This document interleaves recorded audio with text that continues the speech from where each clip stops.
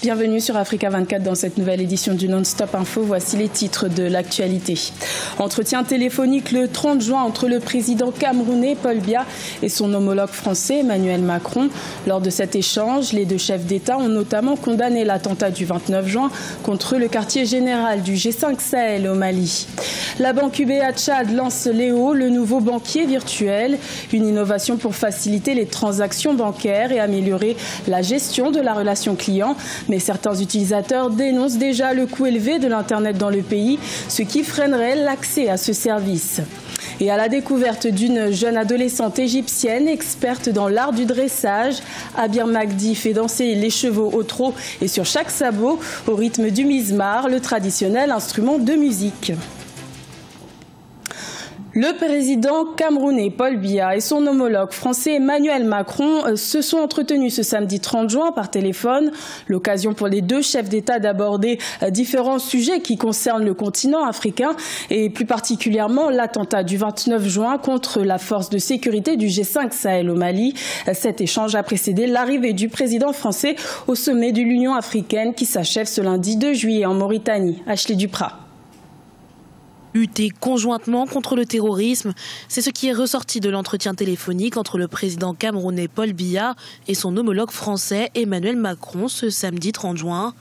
Entretien téléphonique à la suite duquel les deux présidents ont condamné l'attaque contre le QG de la force conjointe du G5 Sahel qui a eu lieu vendredi 29 juin à Sévaré, au centre du Mali. Le président de la République, Paul Biya, et son homologue Emmanuel Macron ont particulièrement évoqué la situation dans la région du bassin du lac Tchad et la nécessité de poursuivre la coopération régionale dans le domaine de la lutte contre les actions terroristes du groupe Boko Haram. Le président français Emmanuel Macron a également tenu à partager sa vision et surtout bénéficier des orientations du président camerounais Paul Biya. Les discussions ont notamment porté sur la situation sécuritaire dans le bassin du lac Tchad, la coopération régionale dans la lutte contre Boko Haram, l'enjeu des migrations entre l'Afrique et l'Europe et les actions pour la résolution des crises en Afrique. Le coup de fil du président français Emmanuel Macron rentre dans le cadre des relations d'amitié et de coopération qu'entretiennent les deux pays, à savoir la France et le Cameroun. En Afrique, le président camerounais est l'un des présidents les plus aguerris et les mieux à même de parler avec éloquence de cette question. C'est le président camerounais qui a lancé, n'est-ce pas, l'appel et l'invitation à la mobilisation globale pour un problème qui, n'est-ce pas, se présentait de manière globale à l'ensemble des pays, à l'ensemble de la communauté internationale. Également au cœur des discussions, l'avenir de l'OIF, Organisation internationale de la francophonie, la candidature de la Rwandaise Louise Mushikiwabo faisant désormais l'objet d'un consensus entre tous les pays africains. Fort de cet échange avec son homologue Paul Biya, le président français dispose de toutes les options pour réaliser sa première intervention au sommet de l'Union africaine ce lundi 2 juillet 2018. Le 31e sommet de l'Union africaine prend fin ce lundi 2 juillet à Nouakchott en Mauritanie. Cette rencontre est l'occasion pour le président rwandais Paul Kagame, aussi président en exercice de l'Union africaine, de tenter de faire appliquer sa vision de l'indépendance totale du continent. Une indépendance qui passe d'abord par une autonomie financière, comme nous l'explique Cheikh Omar Bandaogo. C'est un sommet de l'Union africaine à grands enjeux qui se tient ce dimanche 1er juillet à Nouakchott, en Mauritanie. 2 jours plus tôt, les travaux préparatoires avaient déjà planté le décor. De la réforme de l'organisation aux différents conflits sur le continent en passant par la zone de libre-échange continentale, ces sujets feront l'objet de discussions avec en toile de fond la question de l'autonomie financière de l'organisation. Sans autonomie financière, notre ambitieux agenda 2063 ne sera qu'un catalogue de bonnes intentions et notre prétention au leadership continental et à l'appropriation africaine, rien d'autre qu'un vœu pieux. Les dirigeants africains devraient prendre des mesures visant à accélérer la mise en place effective de la zone de libre-échange continentale. Déjà, le président en exercice de l'Union africaine, le Rwandais Paul Kagame, avait proposé en ce sens un financement participatif des membres de l'Union. Aussi, l'ancien président de la Banque africaine de développement, le Rwandais Donald Kaberuka, avait proposé que chaque État instaure une nouvelle taxe de 0,2% sur les importations. Selon ses calculs, cette taxe devait rapporter 1,2 milliard de dollars en 2017. La première chose, il faut que les Africains et les chefs d'État acceptent de se dire la vérité. En réalité, ils ne sont pas, en tout cas pour une partie importante, engagés à donner le rang, je dis bien le rang et le niveau que doit avoir l'Union africaine. C'est-à-dire qu'il faut en fait sous-traiter une partie du pouvoir national vers le pouvoir supranational au niveau de l'Union africaine. Et ce n'est pas un problème budgétaire, c'est un problème politique. Maintenant, il y a un deuxième problème. Si le transfert se fait, il ne faut pas non plus que ceux qui ont donné plus d'argent pensent que c'est eux qui vont contrôler l'organisation. Parce que c'est ça le deuxième problème, qui explique le premier. Le budget de l'Union africaine provient à plus de 50% des bailleurs étrangers et ces programmes sont financés à 97% par les donateurs. Les dirigeants africains plancheront par ailleurs sur les crises qui secouent le continent, notamment la guerre civile au Soudan du Sud ou le Sahara occidental. En fin de sommet, le président français Emmanuel Macron, qui y prend part, discutera avec ses homologues du G5 Sahel sur l'opérationnalisation de cette force qui a vocation à lutter contre le terrorisme dans le Sahel. La banque UBA Tchad a lancé le 26 juin le banquier virtuel Léo, un nouveau service pour faciliter les transactions bancaires en ligne. L'institution financière devient ainsi la première à proposer une telle innovation bancaire au Tchad.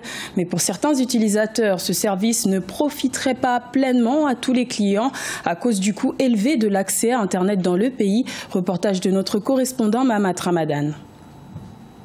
La banque UBA Tchad ambitionne devenir la première institution financière du secteur bancaire au Tchad en présentant un nouveau service innovant. Un produit digital dénommé Léo le banquier virtuel qui a été développé pour simplifier l'accessibilité aux services bancaires et améliorer la gestion de la relation clientèle. Désormais, les clients pourront effectuer les transactions bancaires via les réseaux sociaux pour notamment ouvrir des comptes, vérifier les soldes ou encore transférer des fonds. UBA, dans sa quête de pouvoir toujours se rapprocher de sa clientèle, a développé Léo, qui est un produit basé sur l'intelligence artificielle pour pouvoir amener beaucoup plus proche ses clients et pouvoir faciliter les transactions. Les avantages en utilisant ces canaux, c'est de pouvoir viser une cible de clientèle jeune.